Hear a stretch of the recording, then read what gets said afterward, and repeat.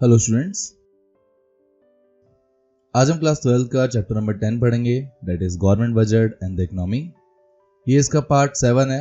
Remaining part के links description में given है, आप वहां जाकर के देख सकते हैं। इस वीडियो का लर्निंग कॉन्सेप्ट है बजट डेफिसिट, जिसके अंदर आज हम प्राइमरी डेफिसिट के बारे में डिस्कस करेंगे। तो स्टार्ट करते हैं। प्रीवियस वीडियो में हमने डिस्कस किया था बजट डेफिसिट, जिसे हम गवर्नमेंट डेफिसिट कहते हैं। उसके 3 टाइप्स हैं।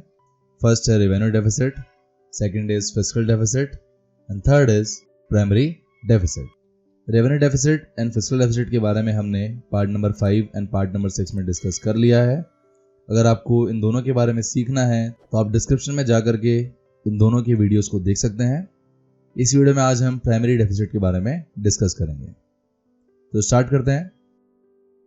सबसे पहले हम देखते हैं प्राइमरी डेफिसिट का मीनिंग क्या है। तो उसका मीनिंग है primary deficit is the difference between fiscal deficit and interest payments. इसका मतलब है कि अगर आप फिस्कल डेफिसिट में से इंटरेस्ट पेमेंट को लेस कर देंगे तो उससे जो अमाउंट आएगा उसी को हम प्राइमरी डेफिसिट कहेंगे। यानी ये जो आपकी प्राइमरी डेफिसिट की डेफिनेशन है वो एक्चुअली में प्राइमरी डेफिसिट का फॉर्मूला है। अब इसका यूज करके फॉर्मूला भी बना सकते हैं। यहाँ पर आपका प्राइमरी डेफिसिट का फॉर्मूला होगा fiscal deficit minus interest payment. यहाँ पर मतलब यही हुआ कि अगर आप फिस्कल डेफिसिट में से इंटरेस्ट पेमेंट को लेस कर दें तो उससे जो अमाउंट आएगा उसी को हम प्राइमरी डेफिसिट कहते हैं। नाउ हम देखते हैं कि फिस्कल डेफिसिट और प्राइमरी डेफिसिट में क्या फर्क है। तो इसके लिए आगे लिखा है कि while fiscal deficit shows borrowing requirement of the government inclusive to interest payment on the past loans, primary deficit shows borrowing requirement of the government exclusive of interest payment. इसका मतलब है कि जब हम फिस्कल डेफिसिट की बात करते हैं तो वो गवर्नमेंट की बोरोइंग रिक्वायरमेंट को शो करता है, जिसके अंदर इंटरेस्ट पेमेंट भी इंक्लूडिंग होता है जो आपने लोन ले रखे हैं पास्ट ईयर्स में। यानी अगर हम फिस्कल डेफिसिट की बात करेंगे तो उसके अंदर बोरोइंग रिक्वायरमेंट जो भी रहेगी उसके अंदर गवर्नमेंट की इंटरेस्ट पेमेंट भी इंक्लूडिंग होती है जो भी उन्होंने पास्ट ईयर्स में लोन ले रखे हैं। पर अगर हम प्राइमरी डेफिसिट की बात करेंगे तो उसके अंदर बोरोइंग रिक्वायरमेंट शो होती है गवर्नमेंट की, पर उसके अंदर इंटरेस्ट पेमेंट को इंक्लूड नहीं किया जाता है।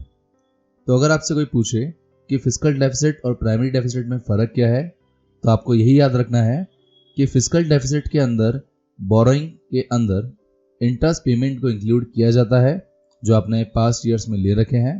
पर अगर हम प्राइमरी डेफिसिट की बात करें तो उसके अंदर बोरोइंग्स के अंदर इंटरेस्ट पेमेंट को इंक्लूड नहीं किया जाता है। ये आपका की डिफरेंस है between fiscal deficit and primary deficit. इसको और बेटर समझने के लिए हम आगे बढ़ते हैं।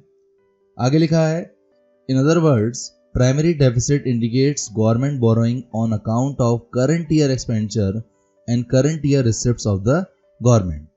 इसका मतलब है कि जब आप प्राइमरी डेफिसिट को कैलकुलेट करते हैं तो वो इंडिकेट करता है गवर्नमेंट की बोरोइंग को जो आपके सिर्फ करंट ईयर से रिलेटेड है। यानी अगर आप करंट ईयर के एक्सपेंडिचर को लेस करते हैं करंट ईयर की रिसिप्ट से तो जो भी डिफरेंस आता है उसी को हम प्राइमरी डेफिसिट कहेंगे, जो बताता है कि गवर्नमेंट को करंट ईयर में कितने अमाउंट की जरूरत है बोरो करने के लिए। यानी हम कह सकते हैं कि अगर आप प्राइमरी डेफिसिट को कैलकुलेट करेंगे तो उससे आपको पता चलेगा कि गवर्नमेंट को करंट ईयर में कितने लोन की रिक्वायरमेंट है। इस तरह आपका प्राइमरी डेफिसिट का मीनिंग कंप्लीट होता है। नाउ अगर आपकी इकोनॉमी में प्राइमरी डेफिसिट होता है तो उससे क्या इम्प्लीकेशन होगा आपकी इकोनॉमी में, उसके बारे में हम डिस्कस करते हैं। इससे आपका नेक्स्ट टॉपिक आएगा इम्प्लीकेशंस और सिग्निफिकेंस ऑफ प्राइमरी डेफिसिट। इसमें हम डिस्कस करेंगे कि अगर आपकी इकोनॉमी के अंदर प्राइमरी डेफिसिट है तो उससे क्या इम्पैक्ट पड़ेगा आपकी इकोनॉमी के अंदर। तो उसमें लिखा है कि primary deficit indicates how much government borrowings are required to meet its existing expenses other than interest payment on public debt। इसका मतलब है कि अगर आप प्राइमरी डेफिसिट को कैलकुलेट करते हैं तो उससे पता चलता है कि गवर्नमेंट की बोरोइंग रिक्वायरमेंट कितनी है उसकी एग्जिस्टिंग एक्सपेंसेस पे। यानी गवर्नमेंट ने जो करंट ईयर के एक्सपेंसेस किए हैं वो आपको पता चलता है प्राइमरी डेफिसिट को कैलकुलेट करने से कि कितना लोन आपको चाहिए होगा, जिसके अंदर आप इंटरेस्ट पेमेंट को इंक्लूड नहीं करते हैं जो आपने प्रीवियस ईयर्स में ले रखे हैं। यहाँ पर आप सिंपली याद रख सकते हैं कि प्राइमरी डेफिसिट आपको शो करते हैं गवर्नमेंट की बोरोइंग जो आपने करंट ईयर में खर्ची किए हैं, जिसके अंदर हम इंटरेस्ट पेमेंट को इंक्लूड नहीं करते हैं, जो भी गवर्नमेंट ने पास्ट पब्लिक डेब्ट ले रखे हैं, यानी जो भी गवर्नमेंट ने पास्ट लोन ले रखे हैं। देन आगे लिखा है a zero primary deficit means that the government has to resort to borrowings only to meet its interest payment on public डेब्ट। इसका मतलब है कि अगर आप प्राइमरी डेफिसिट कैलकुलेट करते हैं और उससे आपका आंसर जीरो आ जाता है, तो इसका मतलब यह है कि गवर्नमेंट को जो लोन की रिक्वायरमेंट है वो सिर्फ इंटरेस्ट पेमेंट करने के लिए है, जो भी उन्होंने लोन लिए हैं प्रीवियस ईयर के अंदर। तो यहाँ पर आपको याद रखना है कि अगर आप प्राइमरी डेफिसिट को कैलकुलेट करते हैं और उससे प्राइमरी डेफिसिट का आंसर जीरो आ जाता है, तो उसे हम जीरो प्राइमरी डेफिसिट कहेंगे, जो इंडिकेट करता है कि गवर्नमेंट की जो लोन रिक्वायरमेंट है वो सिर्फ पास्ट ईयर्स के इंटरेस्ट को पे करने के लिए है।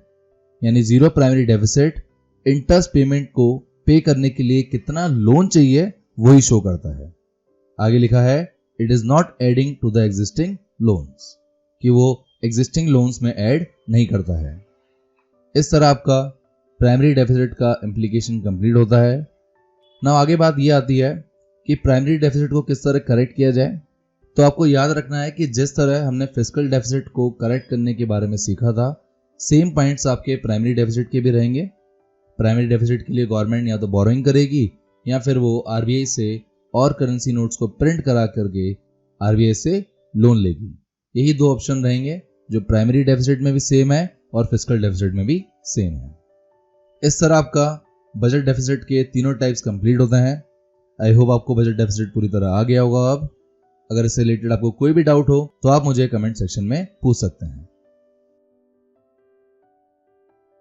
नाउ नेक्स्ट है पार्ट नंबर 8, जिसके अंदर हम टाइप्स ऑफ बजट के बारे में डिस्कस करेंगे। ये इस चैप्टर का लास्ट टॉपिक है, तो आपको नेक्स्ट वीडियो याद से देखनी है। देन उसके बाद हम नेक्स्ट चैप्टर स्टार्ट करेंगे which is foreign exchange. So thank you guys for watching this video. अगर ये वीडियो अच्छा लगे तो लाइक कीजिए। For more videos subscribe my channel success eat. इस चैप्टर के नोट्स के लिए आप मुझे व्हाट्सएप पर भी कांटेक्ट कर सकते हैं। साथ ही आप मुझे फॉलो कर सकते हैं on Facebook and Instagram for questions, queries and updates के लिए, and click on bell icon for daily updates. Thank you.